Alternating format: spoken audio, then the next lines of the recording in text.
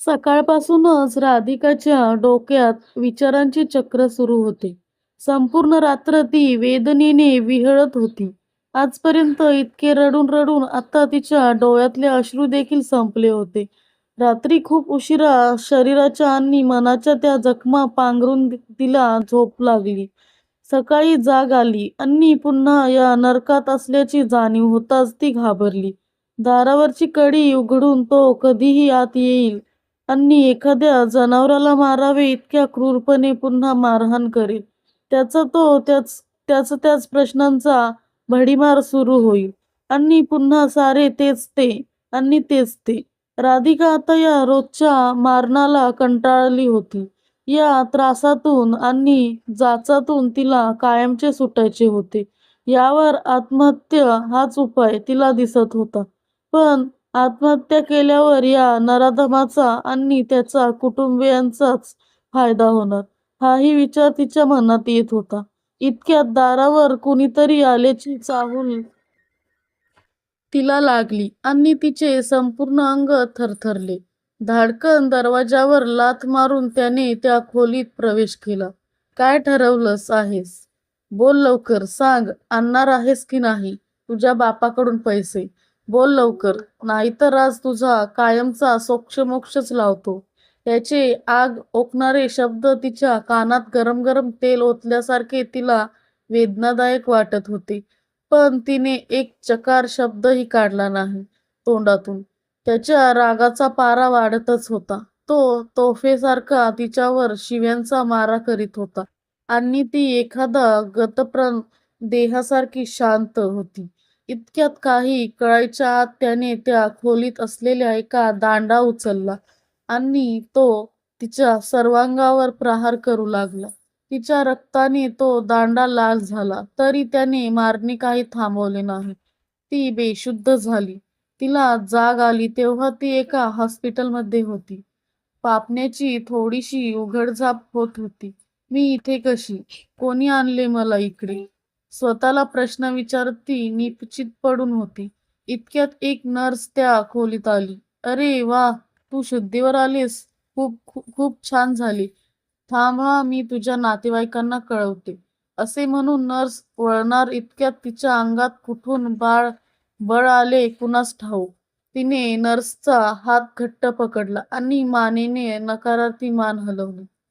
नर्सला काही कळले नाही. "काय ग, कळवू ना तुझ्या नातेवाईकांना?" नर्सने विचारले. तिने पुन्हा नकारार्थी मान हलविली. नर्सने विचारले, "काय ग, काय झाले? नको कळवू का?"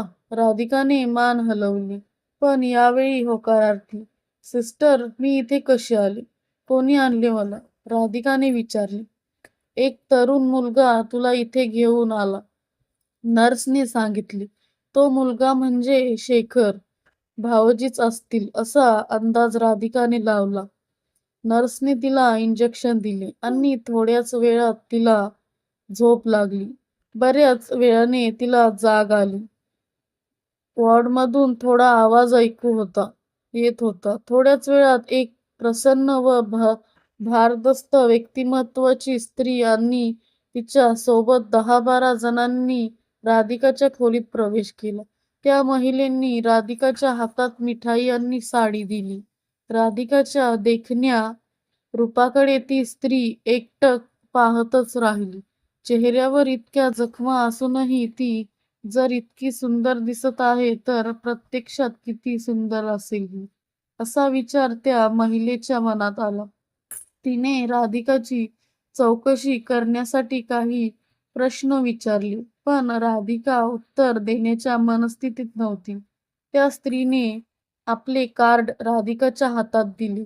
त्यानंतर तिने नर्सला काहीतरी विचारले आणि ती स्त्री निघून गेली. दुसऱ्या दिवशी शेखर हॉस्पिटलमध्ये आला. "वहिनी, का सहन करतेस तू हे सगळं? तुझ्यासारख्या प्रतिभावान मुलीच्या वाट्याला हे असले आयुष्य यावे यापेक्षा दैवदूतालाच कोण तो काय. मला खरंच खूप लाज वाटते की मी या अशा लोभी माणसाच्या कुटुंबात जन्माला आलो. त्या दिवशी मी वेळेवर आलो नसतो तर दादाने आणि माझ्या आईने तुला मारूनच टाकले असते." मी परदेशी गेल्याने त्यांना अधिक चांगली संधी मिळाली तुला छळण्याची. वहिनी, अजूनही वेळ गेलेली नाही. मुक्त कर स्वतःला या जाचातून.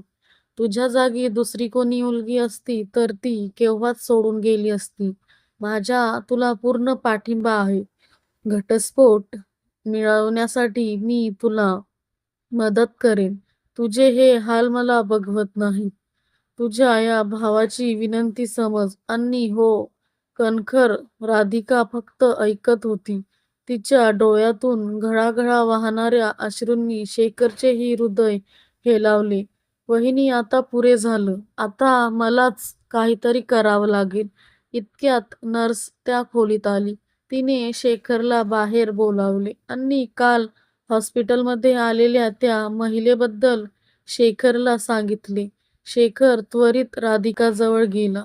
त्या बाईने दिलेल्या व्हिजिटिंग कार्ड घेतले आणि फोन केला. फोनवरील संभाषणानंतर शेखरचा चेहरा थोडा प्रफुल्लित झाला. 2 दिवस उलटून गेले तरी राधिकाची सासू आणि नवरा साधी विचारपूस करायला सुद्धा आले नव्हते. येणार तरी कशाला? त्यांना राधिकाकडून फक्त पैशाचीच अपेक्षा होती. बाकी कशाचीच त्यांचे देणे-घेणे नव्हते. 2 दिवसांनी राधिकाला डिस्चार्ज मिळाला. निघताना राधिकाने त्या नर्सचे आभार मानले. या 4-5 दिवसात तिने अगदी आपल्या धाकट्या बहिणीसारखी तिची सेवा केली होती. दोघींमध्ये एक वेगळे नाते निर्माण झाले होते. शेखरने माझी गाडी सुरू केली. राधिका आपल्याच तंद्रीत शून्यात नजर लावून बसली होती. गाडी थांबली तेव्हा तिच्या लक्षात आले की आपण एका अनोळखी जागी आलो आहोत. एक प्रशस्त आलिशान बंगल्यासमोर ते उभे होते. शेखरने गेटवर उभ्या असलेल्या वॉचमॅनला सांगितले. त्याने फोन केला आणि बंगल्याच्या आत दोघांना सोडले. आत गेल्यावर त्यांचे छान आदरातिथ्य झाले. इतक्यात एक महिला त्यांच्यासमोर येऊन बसली. राधिकाने लगेच ओळखले. ही तीच बाई होती जी तिला हॉस्पिटलमध्ये व्हिजिटिंग कार्ड देऊन गेली होती. मग राधिका राहणार ना माझ्यासोबत? ती बाई म्हणाली. क्षणभर राधिकाला काहीच कळले नाही. तिने शेखरकडे पाहिले. होय वहिनी, आजपासून तुला यांच्यासोबतच राहायचे आहे. या आहेत सुप्रसिद्ध चित्रपट दिग्दर्शिका आणि निर्मात्या राणी सरकार. त्यांनी तुला हॉस्पिटलमध्ये पाहिले आणि आपल्या आगामी चित्रपटात प्रमुख भूमिकेसाठी निवडले. त्यांनी त्या दिवशी नर्सला याबाबत सर्व सांगितले. नर्सने मला सांगितले आणि मी यांना फोन केला. हीच ती सुवर्णसंधी आणि योग्य वेळ आहे तुझ्यासाठी सर्व प्रकारच्या जाचातून सुटण्याची आणि स्वतःचे अस्तित्व सिद्ध करण्याची. शेखर राधिकाला समजावत होता. मी अधूनमधून तुला भेटायला येईन. काळजी घे आणि बिनधास्त राहा इथे. असे म्हणून शेखरने राधिकाचा निरोप घेतला. निघताना दोघांच्याही डोळ्याच्या कडा ओल्या झाल्या. राणी सरकार राधिकाला म्हणाल्या, राधिका, घाबरू नकोस. इथे तुला हवं तसं वाग. बरं, मला तू काय म्हणशील? राधिका म्हणाली, मॅडम. नको ग, तू न मला राणीताई म्हण. चालेल. राधिका गोड हसली आणि हो म्हणाली. आता आपण मस्त गप्पा मारूया, राणीताई म्हणाली. राधिका सांगू लागली, मी पूर्वाश्रमीची राधिका गोखले. आई वडिलांची एकुलती एक मुलगी. मध्यमवर्गीय कुटुंबात अत्यंत लाडात वाढलेली मी. अभ्यासात आणि अभिनयात फारच अग्रेसर होते. अगदी लहान असल्यापासूनच मला नाटकात काम करण्याची भारी हौस. कॉलेजमध्ये असताना अशाच एका नाटकात माझी आणि राजेशची ओळख झाली. ओळखीचे रूपांतर प्रेमात आणि मग लग्नात झाले. सुरुवातीला नव्या नवलाईचे 9 दिवस फारच आनंदात गेले. राजेश आणि त्याचे आई-वडील माझ्यावर खूप प्रेम करत होते. शेखरच्या रूपाने तर मला एक भाऊच मिळाला. पण पण वर्षभरातच राजेशने माझ्या आई-वडिलांकडे हुंड्यासाठी तगादा लावला. माझ्या आई-वडिलांनी देखील सुरुवातीला त्यांचे सगळे हट्ट पुरवले, पण त्यांची हाव दिवसेंदिवस वाढतच गेली. माझ्या आई-वडिलांचे एकमेव आधार असलेले राहते घर देखील तो विकायला सांगत होता आणि मी विरोध करायला सुरुवात केल्यावर मला मारझोड करू लागला. अलीकडे तर मला जीवे मारण्याची धमकीही देऊ लागला. त्या दिवशी मला इतके मारले की मला आत्महत्याच करावीशी वाटत होती. राणीताई, मला माझे करिअर अभिनय क्षेत्रात करायचे होते. आपल्याला आपल्या आवडत्या क्षेत्राची आवड असलेला मुलगाच जीवनाचा साथीदार म्हणून लाभला म्हणून मी खूप भाग्यवान समजत होते. स्वतःला पण सर्व उलटेच झाले. मी यांच्याशी लग्न का केले असा विचार करण्याची वेळ राजेशने माझ्यावर आणली. आज इथे येऊन पुन्हा नवी आशा निर्माण झाली. जगण्याची नवी उमेद मिळाली. राणीताई, खरंच खूप खूप आभार तुमचे. दुसऱ्या दिवशी राणीताई राधिकाला घेऊन एका मोठ्या ब्युटी पार्लरमध्ये गेली. 6 तासांनी बाहेर पडलेली राधिका एका अप्सरेसारखी सुंदर दिसत होती. राधिकाचा तिच्या डोळ्यांवर विश्वासच बसेना. तब्बल 2 वर्षांनी तिने स्वतःचे इतके सुंदर रूप पाहिले होते. राधिकाने राणीताईला मिठीच मारली. आता राधिका फार व्यस्त झाली होती. चित्रपटांचे शूटिंग जोरात सुरू होते. राणीताई राधिकाच्या कामावर आणि मेहनतीवर प्रचंड खुश होती. 1-1.5 वर्षांच्या अथक परिश्रमानंतर राधिकाचा पहिला चित्रपट प्रदर्शित होण्याच्या तयारीत होता. राणीताईंनी फारच मेहनत घेतली होती. या चित्रपटावर राधिकाचे पुढील करिअर अवलंबून होते. त्यामुळे तिला फारच उत्सुकता लागली होती. या दरम्यान राधिकाची हुंड्यासाठी छळवणूक केल्याप्रकरणी राजेश विरुद्ध कोर्टात केसही सुरू होती. अखेर आज तो दिवस उजाडला.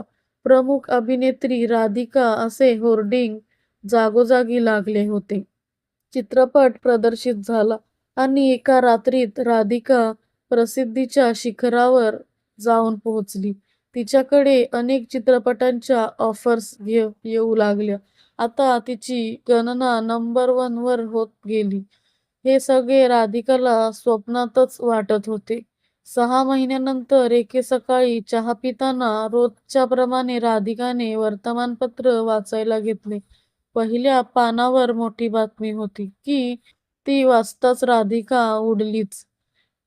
तिला काय करू अन काय नको असे झाले. ती बातमी होती यावर्षीच्या सर्वोत्कृष्ट अभिनेत्रीचा राष्ट्रीय पुरस्कार. सुप्रसिद्ध अभिनेत्री राधिका. राधिकाने लगेच राणीताईला फोन केला आणि ती फोनवर फक्त रडतच होती. फक्त हे अश्रू सुखाचे होते. फोन खाली ठेवताच शेखरचा फोन आला. तिने फोन उचलला. समोरून, अभिनंदन वहिनी, तू दादाविरुद्ध केस जिंकलीस आणि दादाला शिक्षाही झाली. आज खऱ्या अर्थाने राधिकाला मुक्त होऊन आकाशात उंच भरारी घेणाऱ्या पक्षाप्रमाणे वाटत होते. राधिकाने मनोमन ठाम निर्णय केला. राणीताईंनी एका नवीन राधिकेला जन्म दिला आणि मी देखील त्याचा हा वारसा पुढे चालवीन. हुंड्यासाठी बळी पडणाऱ्या असंख्य राधिकांना नवीन जन्म देईन. आता हेच माझे खरे स्वत्व आणि खरे अस्तित्व. मित्रांनो, तुम्हाला जर ही कथा आवडली असल्यास चॅनलला लाईक, शेअर, सबस्क्राईब करा आणि कमेंट बॉक्समध्ये नक्की कळवा तुम्हाला ही कथा कशी वाटली ते. Thanks for watching. धन्यवाद.